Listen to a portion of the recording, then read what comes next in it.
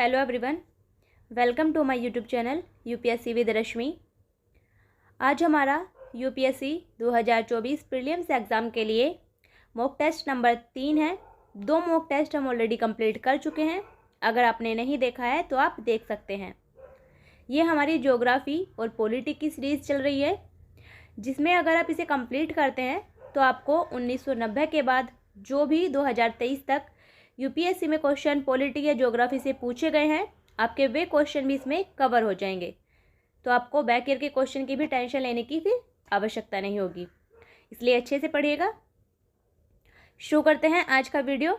हमारा first question है, सूची 1 को सूची 2 से मिलाना है। एक तरफ है भारतीय संविधान के मद और दूसरी तरफ है जिस देश से अपनाया गया है, यानी इन संविधान की विशेषताओं को किस देश के संविधान से अपनाया गया है, हमें वो मिलाना है। सबसे पहला है हमारा राज्य के नीति निर्देशक सिद्धांत। राज्य के नीति निर्देशक सिद्धांत को अपनाया गया है आयरलैंड के संविधान से, इसलिए ए का है हमारा 3।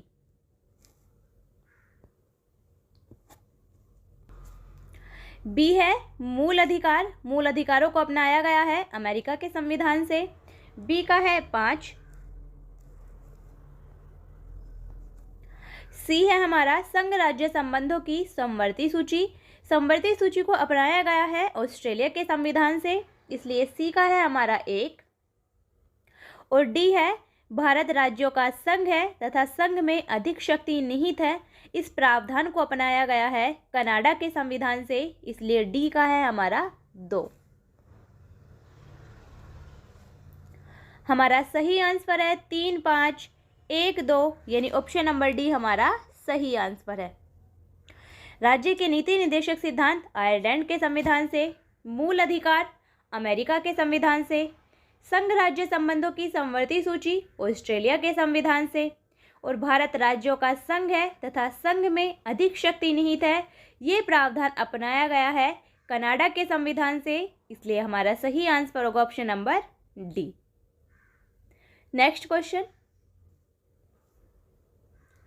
नेक्स्ट क्वेश्चन है, निम्नलिखित कथनों में से कौन सा एक गलत है। यहाँ 4 ऑप्शन दिए गए हैं, हमें बताना है कि इनमें से कौन सा ऑप्शन गलत है। ऑप्शन नंबर ए है, गोवा को 1987 में पूर्ण राज्य का दर्जा प्राप्त हुआ। तो ये कथन हमारा बिल्कुल सही है, गोवा को 1987 में पूर्ण राज्य का दर्जा प्राप्त हुआ था। ऑप्शन नंबर बी है, दीव खंबात की खाड़ी में एक टापू है। तो ये क्वेश्चन भी ये ऑप्शन भी हमारा बिल्कुल सही है, दीव खंबात की खाड़ी में एक टापू है। ऑप्शन नंबर सी है, दमन और दीव को भारतीय संविधान के 56वें संशोधन द्वारा गोवा से अलग किया गया था। तो ये कथन भी हमारा बिल्कुल सही है, दमन और दीव को 56वें संविधान संशोधन अधिनियम 1987 के द्वारा गोवा से अलग किया गया था। और ऑप्शन नंबर डी है, दादर और नागर हवेली वर्ष 1954 तक फ्रांसीसी औपनिवेशिक शासन के अंतर्गत थे। तो ये कथन हमारा गलत है और हमें गलत ही बताना था, इसलिए इसका सही answer option number D. Dadar और नागर हवेली वर्ष 1954 तक पुर्तगाली औपनिवेशिक शासन के अंतर्गत थे, ना कि फ्रांसीसी, इसलिए ये ऑप्शन हमारा गलत है और यही हमारा सही आंसर है। नेक्स्ट क्वेश्चन है, सूची 1 को सूची 2 से मिलाना है। एक तरफ है संविधान के अनुच्छेद और दूसरी तरफ है उनकी अंतर्वस्तु। सबसे पहला है हमारा अनुच्छेद 54। अनुच्छेद 54 में वर्णन मिलता है भारत के राष्ट्रपति का निर्वाचन मंडल, यानी ए का है हमारा 1। बी है अनुच्छेद 75। अनुच्छेद 75 में वर्णन मिलता है प्रधानमंत्री और मंत्रिपरिषद की नियुक्ति का। तो बी का है हमारा 2। सी है अनुच्छेद 155। अनुच्छेद 155 में वर्णन मिलता है राज्य के राज्यपाल की नियुक्ति राष्ट्रपति के द्वारा की जाएगी, इस बात का। तो सी का है हमारा 3।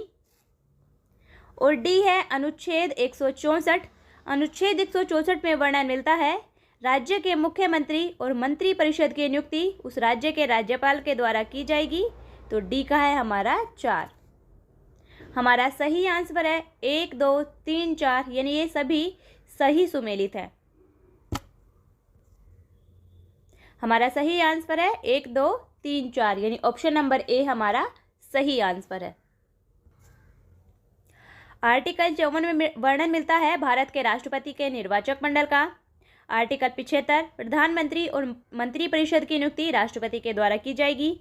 आर्टिकल 155 राष्ट्रपति के द्वारा राज्य के राज्यपाल की नियुक्ति की जाती है। और आर्टिकल 164 के तहत राज्य के मुख्यमंत्री और मंत्रिपरिषद की नियुक्ति राज्य के राज्यपाल के द्वारा की जाती है। नेक्स्ट क्वेश्चन है, राज्य व्यवस्था के संदर्भ में निम्नलिखित में से किस एक को आप स्वतंत्रता की सर्वाधिक उपयुक्त व्याख्या के रूप में स्वीकार करेंगे? यानी इनमें से कौन सा स्वतंत्रता की सबसे उपयुक्त व्याख्या होगी? ऑप्शन है ए, राजनीतिक शासकों की तानाशाही के विरुद्ध संरक्षण। ऑप्शन बी, नियंत्रण का अभाव। ऑप्शन सी, इच्छा अनुसार कुछ भी करने का अवसर। और ऑप्शन डी, स्वयं को पूर्णतः विकसित करने का अवसर। तो इसका सही आंसर है ऑप्शन नंबर डी, स्वयं को पूर्णतः विकसित करने का अवसर। ये स्वतंत्रता की सबसे उपयुक्त व्याख्या है। क्यों? क्योंकि अगर इच्छा अनुसार कुछ भी करने का अवसर दे दिया जाए तो हो सकता है कि एक व्यक्ति की प्रगति किसी दूसरे व्यक्ति की प्रगति में बाधा उत्पन्न करे, या एक व्यक्ति की स्वतंत्रता राष्ट्र की स्वतंत्रता में बाधक बन जाए। लेकिन स्वयं को पूर्णतः करने का अवसर, यानी स्वयं को पूर्णतः विकसित करने का अवसर व्यक्ति की क्षमताओं का विकास करता है, जिससे व्यक्ति अपनी क्षमताओं का विकास करता है और अपनी प्रगति करता है, जिससे वो ना तो किसी व्यक्ति के और न ही देश के विकास में अवरोध पैदा करता है। इसलिए स्वतंत्रता की सबसे उपयुक्त व्याख्या होगी स्वयं को पूर्णतः विकसित करने का अवसर। नेक्स्ट क्वेश्चन है, निम्नलिखित कथनों पर विचार कीजिए। यहाँ 3 कथन दिए गए हैं, हमें बताना है कि इनमें से कौन से कथन सही हैं।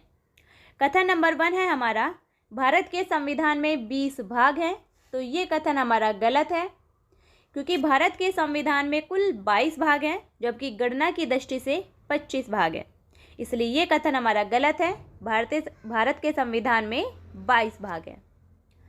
कथन नंबर 2 है, भारत के संविधान में कुल 390 अनुच्छेद हैं। ये कथन भी हमारा बिल्कुल गलत है, क्योंकि भारत के संविधान में कुल 395 अनुच्छेद हैं और गणना की दृष्टि से 468 अनुच्छेद के आसपास हैं। इसलिए ये कथन भी हमारा गलत है।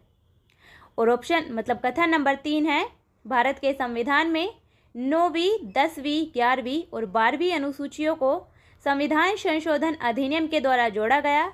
तो ये कथन हमारा बिल्कुल सही है। भारत के संविधान में, यानी मूल संविधान में 8 अनुसूचियाँ थीं। बाद में 9वीं, 10वीं, 11वीं और 12वीं अनुसूचियों को संविधान संशोधन के द्वारा संविधान में शामिल किया गया है। इसलिए हमारा कथन नंबर 3 सही है। हमारा सही आंसर होगा कथन 1 और 2 गलत हैं, जबकि हमारा कथन नंबर 3 सही है, यानी ऑप्शन नंबर सी हमारा सही आंसर है। नेक्स्ट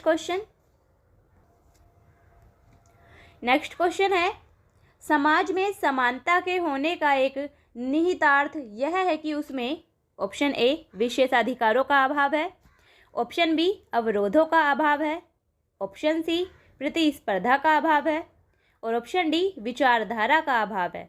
यानी समाज में समानता है, ये कैसे पता चलता है? तो इसका सही आंसर है ऑप्शन नंबर ए, उसमें विशेष अधिकारों का अभाव है।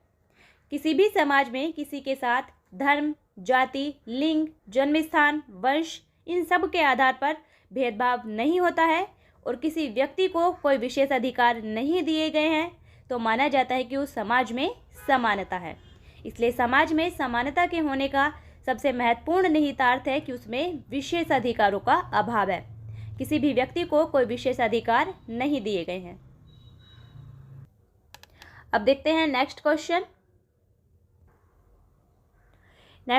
है, भारतीय संविधान की निम्न दी गई अनुसूचियों में से कौन सी एक राज्यों के नामों की सूची तथा उनके राज्य क्षेत्रों का ब्यौरा देती है?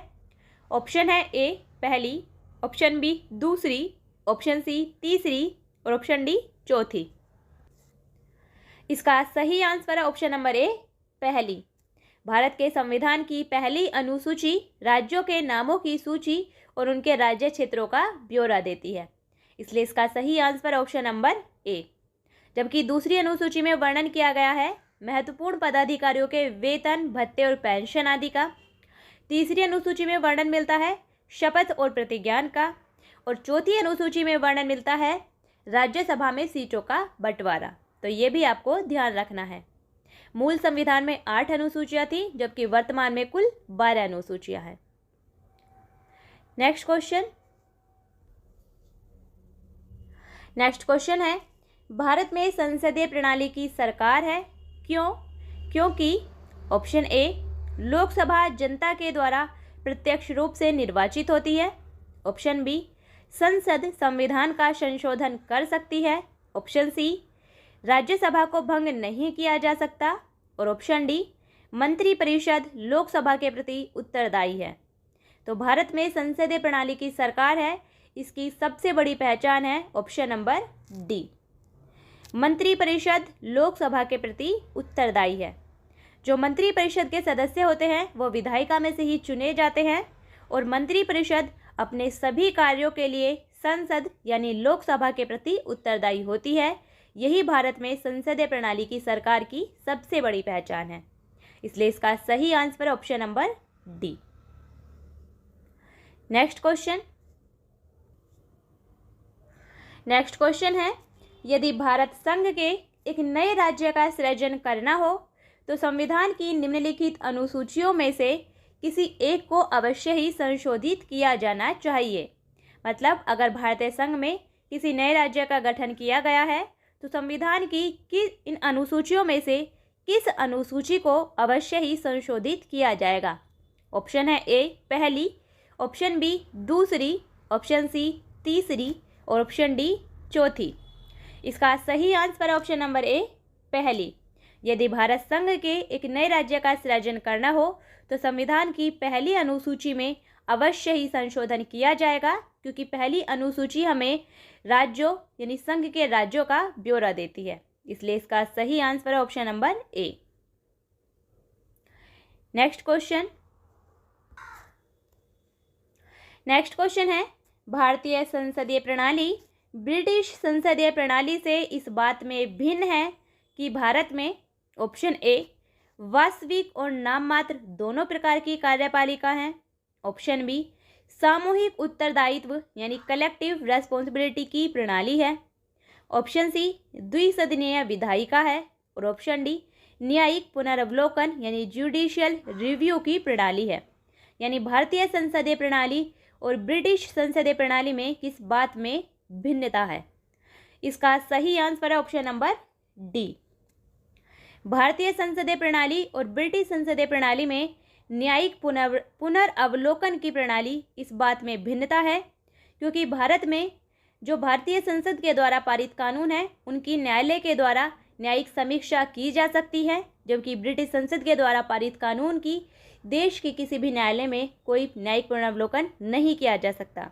यानी ब्रिटिश संसद के द्वारा पारित कानून को देश के न्यायालय में चुनौती नहीं दी जा सकती, वहाँ न्यायिक पुनर्वलोकन जैसी कोई व्यवस्था नहीं है। इसलिए भारतीय संसदीय प्रणाली और ब्रिटिश संसदीय प्रणाली में यही भिन्नता है, जबकि वास्तविक और नाममात्र की कार्यपालिका, सामूहिक उत्तरदायित्व और द्विसदनीय विधायिका ये सभी विशेषताएं ब्रिटिश संसदीय प्रणाली में भी पाई जाती है। नेक्स्ट क्वेश्चन है, किस प्रधानमंत्री के कार्यकाल के दौरान भारत के संविधान में 9वीं अनुसूची को पुनर्स्थापित किया गया था? ऑप्शन है ए Jawaharlal Nehru, option B Lal Bahadur Shastri, option C Indira Gandhi और ऑप्शन डी मोरारजी देसाई। इसका सही आंसर है option number A Jawaharlal Nehru. Bharat के संविधान में 9वीं अनुसूची को प्रथम संविधान संशोधन अधिनियम 1951 में शामिल किया गया था पंडित जवाहरलाल नेहरू के कार्यकाल के दौरान, इसलिए इसका सही आंसर है option number A. Next question है, संसदीय व्यवस्था वाली सरकार वह होती है जिसमें ऑप्शन ए संसद के सभी राजनीतिक दलों का सरकार में प्रतिनिधित्व होता है। ऑप्शन बी, सरकार संसद के प्रति उत्तरदायी होती है और उसके द्वारा हटाई जा सकती है। ऑप्शन सी, सरकार लोगों के द्वारा निर्वाचित होती है और उनके द्वारा हटाई जा सकती है। और ऑप्शन डी, सरकार संसद के द्वारा चुनी जाती है किंतु निर्धारित समय अवधि के पूर्ण होने के पूर्व हटाई नहीं जा सकती। कौन सी संसदीय व्यवस्था वाली सरकार की विशेषता है, यानी इनमें से कौन सा सबसे अच्छी तरह से वर्णन करता है कि संसदीय व्यवस्था वाली सरकार है? इसका सही आंसर है ऑप्शन नंबर बी। संसदीय व्यवस्था वाली सरकार वो सरकार होती है जिसमें सरकार संसद के प्रति यानी लोकसभा के प्रति उत्तरदायी होती है और उसके द्वारा हटाई जा सकती है। इसलिए इसका सही आंसर है option number B. Next question है, निम्नलिखित कथनों पर विचार कीजिए। यहाँ 2 कथन दिए गए हैं, हमें बताना है कि इनमें से कौन से कथन सही हैं। कथन नंबर 1 है, भारत की संसद किसी कानून विशेष को भारत के संविधान की 9वीं अनुसूची में डाल सकती है। तो ये कथन हमारा बिल्कुल सही है। भारत की संसद किसी भी कानून को संविधान की 9वीं अनुसूची में डाल सकती है, इसलिए ये कथन बिल्कुल सही है। कथन नंबर 2 है, 9वीं अनुसूची में डाले गए किसी कानून की वैधता का परीक्षण किसी न्यायालय द्वारा नहीं किया जा सकता और उसके ऊपर कोई निर्णय भी नहीं किया जा सकता। तो ये कथन हमारा गलत है। 2007 में सुप्रीम कोर्ट में एक मामला आया था IR कोहलो बनाम तमिलनाडु राज्य। इस मामले में सुप्रीम कोर्ट ने कहा था कि 24 अप्रैल 1973 के बाद संविधान की 9वीं अनुसूची में डाले गए किसी भी कानून की वैधता का परीक्षण न्यायालय के द्वारा किया जा सकता है। इसलिए वर्तमान में 9वीं अनुसूची भी न्यायिक पुनर्अवलोकन के दायरे में आती है। न्यायालय 9वीं अनुसूची में डाले गए किसी भी कानून की वैधता का परीक्षण कर सकता है, लेकिन शर्त यही है कि वह कानून 24 अप्रैल 1973 के बाद 9वीं अनुसूची में शामिल किया गया हो। इसलिए कथन 2 हमारा गलत है। हमारा सही आंसर है केवल 1, यानी कथन केवल 1 सही है। ऑप्शन नंबर ए हमारा सही आंसर है। नेक्स्ट क्वेश्चन है, भारत के संविधान के निर्माताओं का मत निम्नलिखित में से किसमें प्रतिबिंबित होता है? ऑप्शन है ए, उद्देशिका। ऑप्शन बी, मूल अधिकार। ऑप्शन सी, राज्य के नीति निर्देशक तत्व। और ऑप्शन डी, मूल कर्तव्य। इसका सही आंसर है ऑप्शन नंबर ए, उद्देशिका। भारत के संविधान के निर्माताओं का मत उद्देशिका में प्रतिबिंबित होता है, क्योंकि उद्देशिका में सरकार के उद्देश्यों, उसके लक्ष्यों, इन सभी का वर्णन किया गया है। इसलिए इसका सही आंसर है option number A. Next question है, निम्नलिखित में से कौन सी मद भारत के संविधान की समवर्ती सूची में है? ऑप्शन है ए, जनसंख्या नियंत्रण और परिवार नियोजन। ऑप्शन बी, लोक स्वास्थ्य और स्वच्छता। ऑप्शन सी, प्रति व्यक्ति कर। और ऑप्शन डी, निखात निधि। इसका सही आंसर है ऑप्शन नंबर ए, जनसंख्या नियंत्रण और परिवार नियोजन। ये विषय भारतीय संविधान की समवर्ती सूची में शामिल है, जबकि लोक स्वास्थ्य और स्वच्छता, प्रति व्यक्ति कर और निखात निधि, इन सभी का वर्णन संविधान की, ये सभी राज्य सूची के विषय हैं। इन सभी का वर्णन संविधान की राज्य सूची में किया गया है। इसलिए इसका सही आंसर है ऑप्शन नंबर ए, जनसंख्या नियंत्रण और परिवार नियोजन संविधान की समवर्ती सूची के विषय है। नेक्स्ट क्वेश्चन है, निम्नलिखित में से कौन सा राज्य शब्द को सर्वोत्तम रूप से परिभाषित करता है? यानी इनमें से कौन सा राज्य शब्द को सबसे अच्छी तरीके से वर्णित करता है? ऑप्शन है ए, व्यक्तियों का एक समुदाय जो बिना किसी बाह्य नियंत्रण के एक निश्चित भूभाग में स्थायी रूप से निवास करता है और जिसकी एक संगठित सरकार है। ऑप्शन बी, एक निश्चित भूभाग के राजनीतिक रूप से संगठित लोग जो स्वयं पर शासन करने, कानून एवं व्यवस्था को बनाए रखने, अपने नैसर्गिक अधिकारों की रक्षा करने और अपनी जीविका के साधनों को सुरक्षित रखने का अधिकार रखते हैं। ऑप्शन सी, बहुत से व्यक्ति जो एक निश्चित भूभाग में बहुत लंबे समय से अपनी संस्कृति, परंपरा और शासन व्यवस्था के साथ रहते आए हैं।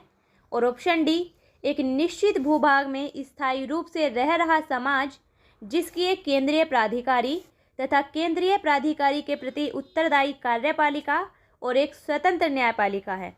यानी इनमें से कौन सी राज्य की सबसे उपयुक्त परिभाषा है? तो सबसे पहला, राज्य के लिए 4 चीज़ों को होना आवश्यक है। पहला, एक निश्चित भूभाग। दूसरा, एक निश्चित जनसंख्या। तीसरा, एक संगठित सरकार। और चौथा, संप्रभुता। ये 4 चीज़ें राज्य के लिए आवश्यक हैं। राज्य इन्हीं 4 चीज़ों से मिलकर बनता है। तो इसका सही आंसर है ऑप्शन नंबर ए। राज्य शब्द को सर्वोत्तम रूप से परिभाषित करता है व्यक्तियों का एक समुदाय यानी एक निश्चित जनसंख्या जो बिना किसी बाह्य नियंत्रण के यानी संप्रभुता, एक निश्चित भूभाग में यानी एक निश्चित भूभाग उसमें स्थायी रूप से निवास करता है और जिसकी एक संगठित सरकार है। इसमें राज्य के लिए जो 4 आवश्यक तत्व हैं, एक निश्चित भूभाग, निश्चित जनसंख्या, संगठित सरकार और संप्रभुता, वो सभी शामिल हैं। इसलिए राज्य की सबसे उपयुक्त परिभाषा है option number A. Next question है, भारतीय संविधान की प्रस्तावना में निम्नलिखित में से किस स्वतंत्रता का वर्णन नहीं है? ऑप्शन है ए, विचार की स्वतंत्रता। ऑप्शन बी, विचार प्रकट करने की स्वतंत्रता। ऑप्शन सी, विश्वास की स्वतंत्रता। और ऑप्शन डी, आर्थिक स्वतंत्रता। तो भारत के संविधान की प्रस्तावना में विचार, अभिव्यक्ति, विश्वास, धर्म और उपासना की स्वतंत्रता, इन 5 प्रकार की स्वतंत्रताओं का वर्णन किया गया है, जिसमें विचार की स्वतंत्रता भी है, विचार प्रकट करने की स्वतंत्रता यानी अभिव्यक्ति की स्वतंत्रता भी है, विश्वास की स्वतंत्रता भी है, लेकिन आर्थिक स्वतंत्रता का वर्णन भारत के संविधान की प्रस्तावना में नहीं किया गया है। इसलिए हमारा सही आंसर है option number D. Next question है, भारतीय संविधान के निम्नलिखित में से कौन से प्रावधान शिक्षा पर प्रभाव डालते हैं? यानी इनमें से कौन से प्रावधानों के द्वारा शिक्षा पर प्रभाव पड़ता है? पहला है हमारा राज्य के नीति निर्देशक तत्व। तो बिल्कुल सही है, राज्य के नीति निर्देशक तत्वों के द्वारा शिक्षा पर प्रभाव पड़ता है। जैसे राज्य के नीति निर्देशक तत्वों के तहत आर्टिकल 45 में स्पष्ट रूप से वर्णन किया गया है कि राज्य 6 वर्ष से कम आयु के बालकों की प्रारंभिक बाल्यावस्था की देखभाल और शिक्षा के लिए प्रावधान करेगा। नंबर 2 है हमारा ग्रामीण और शहरी स्थानीय निकाय, इनमें भी शिक्षा से संबंधित प्रावधान किए गए हैं। नंबर 3 है 5वीं अनुसूची, नंबर 4 छठी अनुसूची और नंबर 5 7वीं अनुसूची। इन सभी में शिक्षा से संबंधित प्रावधान किए गए हैं। इसलिए इसका सही आंसर है 1, 2, 3, 4 और 5, इन सभी के द्वारा शिक्षा पर प्रभाव पड़ता है, यानी इन सभी में शिक्षा से संबंधित प्रावधान किए गए हैं। तो इसलिए इसका सही आंसर है option number D. Next question है, भारत के संविधान के उद्देश्यों में से एक के रूप में आर्थिक न्याय, यानी भारत के संविधान का उद्देश्य है जिनमें से एक है आर्थिक न्याय, इसका उपबंध किसमें किया गया है? ऑप्शन है ए, उद्देशिका और मूल अधिकार। ऑप्शन बी, उद्देशिका और राज्य के नीति निर्देशक तत्व। ऑप्शन सी, मूल अधिकार और राज्य के नीति निर्देशक तत्व। और ऑप्शन डी, उपर्युक्त में से किसी में नहीं। तो इसका सही आंसर है ऑप्शन नंबर बी, उद्देशिका और राज्य के नीति निर्देशक तत्वों के तहत आर्थिक न्याय का प्रावधान किया गया है। नेक्स्ट क्वेश्चन है, भारत के संविधान की निम्नलिखित में से कौन सी एक अनुसूची में दल बदल विरोधी कानून विषयक प्रावधान है? ऑप्शन है ए, 2री अनुसूची। ऑप्शन बी, 5वीं अनुसूची। ऑप्शन सी, 8वीं अनुसूची। और ऑप्शन डी, 10वीं अनुसूची। इसका सही आंसर है ऑप्शन नंबर डी, 10वीं अनुसूची। संविधान की 10वीं अनुसूची में दल बदल विरोधी कानून का प्रावधान किया गया है और 10वीं अनुसूची को 52वें संविधान संशोधन अधिनियम 1985 के द्वारा संविधान में शामिल किया गया था, ये भी आपको ध्यान रखना है। और दूसरी अनुसूची में वर्णन किया गया है महत्वपूर्ण पदाधिकारियों के वेतन, भत्ते, पेंशन आदि का उल्लेख। 5वीं अनुसूची में मिलता है अनुसूचित क्षेत्रों और अनुसूचित जनजातियों के प्रशासन और नियंत्रण के बारे में प्रावधान। और 8वीं अनुसूची में भाषाओं से संबंधित प्रावधान हैं, ये भी आपको ध्यान रखना है। नेक्स्ट क्वेश्चन है भारत के संविधान की उद्देशिका यानी प्रस्तावना। ऑप्शन ए संविधान का भाग है किंतु कोई विधिक प्रभाव नहीं रखती। ऑप्शन बी संविधान का भाग नहीं है और कोई विधिक प्रभाव भी नहीं रखती। ऑप्शन सी संविधान का भाग है और वैसा ही विधिक प्रभाव रखती है जैसा कि उसका कोई अन्य भाग। और ऑप्शन डी संविधान का भाग है किंतु उसके अन्य भागों से स्वतंत्र होकर उसका कोई विधिक प्रभाव नहीं है। तो इसका सही आंसर है ऑप्शन नंबर डी। भारत के संविधान की उद्देशिका संविधान का भाग है किंतु उसके अन्य भागों से स्वतंत्र होकर उसका कोई विधिक प्रभाव नहीं है, इसलिए इसका सही आंसर होगा ऑप्शन नंबर डी।